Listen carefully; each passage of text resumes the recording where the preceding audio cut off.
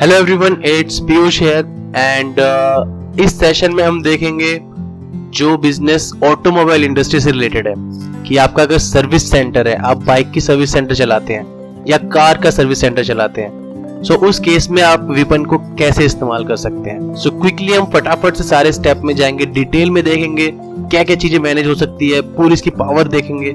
सो सबसे पहले first and foremost setting का होता है। किसी भी सॉफ्टवेयर की सेटिंग जरूरी होती है, तो सेटिंग में जाके हम बेसिक चीजें अपलोड कर देंगे और इसकी इंडस्ट्री बिल चेंज करेंगे। बेसिक इंपॉर्टेंट है इंडस्ट्री चेंज करना। अभी मेरी डायग्नोस्टिक सेलेक्टेड थी तो मैं इसको ऑटोमोबाइल कर दूंगा। तो अगर आप सर्विस सेंटर चलाते हैं या ऑटोमोबाइल इंडस्ट्री से हैं तो आप ऑटोमोबाइल सेलेक्ट कीजिए, अपडेट कर दीजिए। That's all. अब आपकी जितने भी सॉफ्टवेयर है वो ऑटोमोबाइल इंडस्ट्री के अकॉर्डिंगली एक्ट करेगा। अब मान लीजिए आप सर्विस सेंटर चलाते हैं, आपके पास में इतने सारे पार्ट्स आते हैं, बाइक के हजारों पार्ट्स होते हैं, कार के हजारों पार्ट्स होते हैं, तो वो आपको मैनेज करना आना चाहिए कि भाई आपके पास सर्विस सेंटर में कोई गाड़ी आई और गाड़ी आने के बाद में आपने देखा कि भाई इसको ये पार्ट की जरूरत है और आपकी दुकान में है ही नहीं, तो आपके कस्टमर का एक्सपीरियंस बिगड़ेगा। उसको लगेगा कितने अनप्रोफेशनल है ये लोग, ये देखिए इनके पास पार्ट ही अवेलेबल नहीं है, अभी ले जाएगा बंदा लेकर आएगा। ऐसी प्रॉब्लम से बचने के लिए हमारे पास इन्वेंट्री होनी चाहिए, स्टॉक्स होने चाहिए। हम सबसे पहले क्या अपने जितने भी स्टॉक्स हैं सबकी एंट्री करेंगे। स्टॉक एंट्री बहुत आसान है, ऊपर पे क्लिक करके प्लस आइटम पे जाके एक एक आइटम के हम यहाँ पे एंट्री करते चले जाएंगे। लेकिन अगर आपके हमारे आइटम्स हजारों में है तो एक एक आइटम एंट्री करना बहुत मुश्किल हो जाएगा। फिर भी मैं एक बेसिक एंट्री करके दिखा देता हूँ कि मान लीजिए आपके पास में एक बाइक का कोई पार्ट है कि भाई क्लच ब्रेक आपको आइटम बनाना है जिसका SN कोड NH97 है, और क्लच ब्रेक जो आता है उसकी बेस यूनिट है यूनिट, और इसकी रीऑर्डर क्वांटिटी 10। रीऑर्डर क्वांटिटी मतलब 10 से नीचे जैसे ब्रेक जाएंगे तो आपको इन्वेंट्री पता चल जाएगा। तो इसकी सेलिंग कॉस्ट है 110 रुपए एंड परचेस कॉस्ट है इसकी 95, एंड इसके ऊपर GST जो लग रहा है वो जो भी है आपका 5% 12% वो डाल के क्रिएट आइटम। तो ऐसे एक एक आइटम एंट्री करेंगे तो बहुत टाइम लग जाएगा। जो आपको मेथड अच्छा लगे, अगर आपको ये आसान लग रहा है करना तो आप ऐसे कर दीजिए, वरना आप स्टॉक इंपोर्ट पे जाके इंपोर्ट स्टॉक पे क्लिक करके यहाँ पे एक रेफरेंस का कुछ नाम दे दीजिए कि फर्स्ट इंपोर्ट, और यहाँ पे एक आपकी जो एक्सेल है आइटम एक्सेल सेलेक्ट कर लीजिए। नीचे जो एक्सेल है वो क्लोथिंग के लिए है, तो हम ऑटोमोबाइल का देख रहे हैं तो हम आइटम एक्सेल सेलेक्ट करेंगे, और जो भी आपकी एक्सेल शीट है वो यहाँ पे इसको फिल कर दीजिए एंड सबमिट कर दीजिए। तो ऐसे करके ये सबमिट हो जाएगी एंड सबमिट होने के बाद में आपकी सारी फाइल यहाँ पे आ जाएगी और सारे के सारे आइटम आपके स्टॉक्स के अंदर दिख जाएंगे इन वन को। मेरे दूसरे वीडियो में मैंने इसको डिटेल में समझाया है एक डमी डेटा के साथ में, वो आप रेफरेंस कर सकते हैं कैसे इन्वेंट्री अपडेट करना है।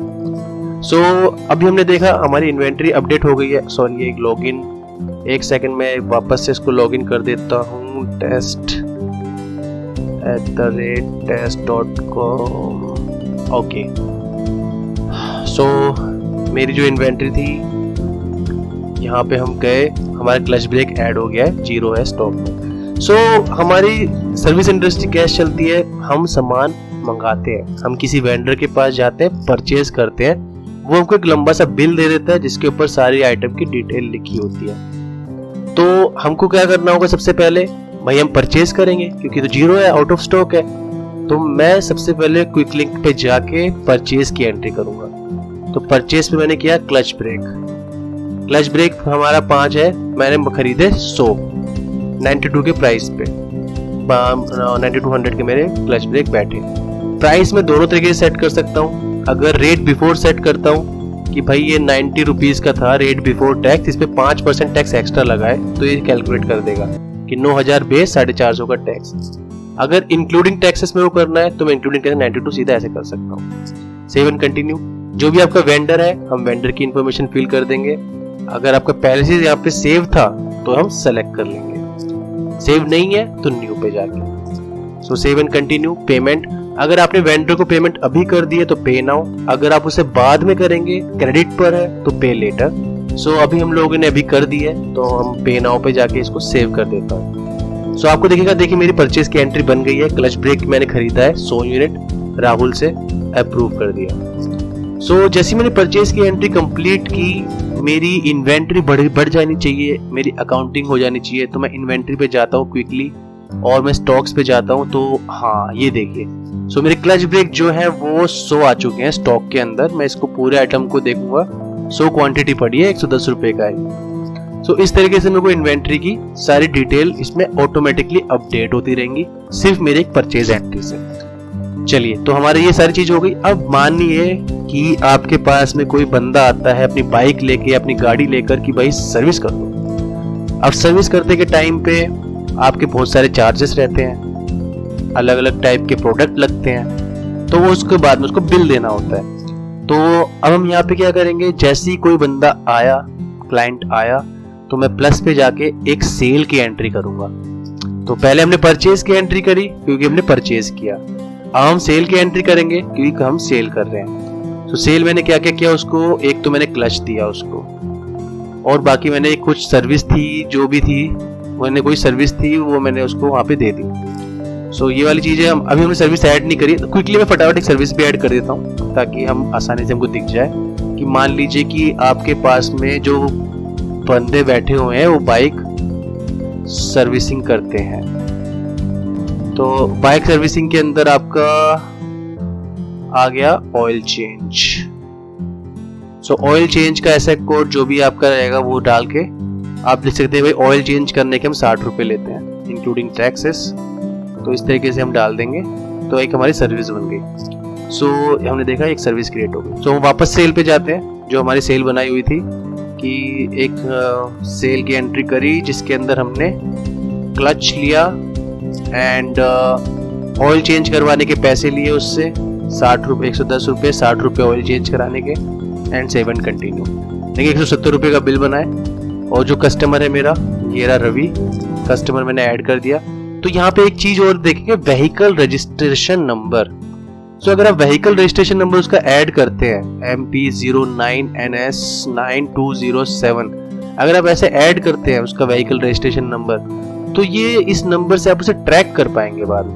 मैंने सेव एंड कंटिन्यू किया, पिकअप है आपके, हमारी इंडस्ट्री में पिकअप ही होता है। एंड अगर कस्टमर पे कर रहा है तो अभी, नहीं कर रहा है तो पे लेटर, क्रेडिट पे कर रहा है तो एंड सेव। सो सेल की एंट्री देखिए कितनी आसानी से बन गई, कुछ नहीं करना था इसके अंदर भी, कस्टमर का ऐड किया एंड आइटम को ऐड किया, दैट इज ऑल। एंड अगर सब कुछ एंट्री सही है मैं इसको अप्रूव भी कर दूंगा। सो अप्रूव होते ही साथ ही मेरी एंट्री अप्रूव हो चुकी है। अप्रूव होने का मतलब है कि मेरी इन्वेंट्री अपडेट हो गई है, मेरी अकाउंटिंग अपडेट हो गई है। अब बारी आई भाई कस्टमर को बिल भी तो देना है। सो सेल की एंट्री तो कर दी, अब बिल की एंट्री की अलग से थोड़ी करेंगे, यहाँ पे एक बटन दबा के इसको खत्म। सो मेरी बिल की एंट्री हो गई। अब मैं फटाफट से इसको डाउनलोड करूंगा, डाउनलोड करते के साथ ही मेरा बिल जो आ जाएगा आपके सामने, ये देखिए, Sampoorna private limited, place of supply, GST number, Ravi private limited को हमारे कस्टमर थे। यहाँ पे पूरी डिटेल आएगी, बाइक सर्विसिंग ऑयल चेंज के आपके इतना ऐसे कोड के 50 रेट है, टैक्सेबल इतनी है, नो सीजीएसटी है, नो सीजीएसटी के साथ में 60 बैठा, ऐसे पूरी डिटेल डिस्क्रिप्शन के साथ में आपका ये आ जाएगा। सो हमने ये देखा कितना आसान था, सीधा का सीधा बिल बना के, 1 क्लिक से बिल था, 1 क्लिक से डाउनलोड था, इसको प्रिंट करके कस्टमर को दे देंगे। कस्टमर भी खुश रहेगा कि हाँ भाई प्रॉपर बिल आया है इनके पास से, कुछ भी प्रॉब्लम होती है वो इस बिल के साथ आपके पास आ सकता है। सो इस सेशन में हमने देखा कितना आसान था, कितना सरल था पूरी की पूरी सर्विस सेंटर को मैनेज करना। सो कुछ भी और चीज इसके अंदर सजेशंस होते हैं हम उसको जरूर अप्लाई करेंगे। सो अब और भी हम सेशन के अंदर आगे आने वाले सेशंस में हम बाकी बिजनेस को भी देखेंगे कि उनको कैसे टैकल किया जाए। सो लास्टली मैं फिर से बोलना चाहूंगा कि कुछ भी नहीं, समराइज किया जाए इसको तो आपको पहले इन्वेंट्री चढ़ानी है, फिर आपको परचेज की एंट्री चढ़ानी है, फिर आपको सेल की एंट्री चढ़ानी है, बस। So see you guys next time, next videos में हम देखते हैं और business cases. Till then take care and have a really good day ahead.